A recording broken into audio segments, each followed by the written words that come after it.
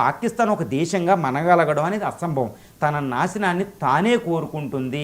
ఎక్కువ శత్రుత్వం ఉంటే ఆ శత్రుత్వమే మనిషిని చంపేస్తుందంట. చూడండి, పాకిస్తాన్ ఒక వ్యక్తికి వర్తించేదే చూస్తాం. సో పాకిస్తాన్ ఒక బలూచిస్తాన్గా, నార్త్ వెస్టర్న్ ఫ్రాంటియర్ ప్రావిన్స్గా, పంజాబ్ సింధు ఒక దేశంగా 3 ముక్కలు అవ్వడం ఖాయం. ఆ విధంగా పీఓకే అనేది ఇండియాకు వచ్చేస్తుంది. కాబట్టి మనం కష్టపడవలసిన అవసరం లే.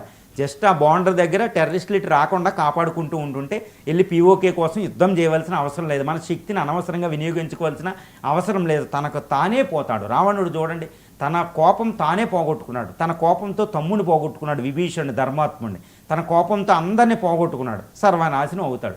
అందుకే అడిగేది కౌశల్య, రాముడు ఈ అయోధ్య మళ్ళీ తిరిగి వచ్చిన తర్వాత అంతటి గొప్ప రావణుడిని చంపావా అని రాముడిని అడిగితే రాముడు ఒకటి అంటాడు, అంత శివభక్తుని చంపడానికి నేనెవరినమ్మా?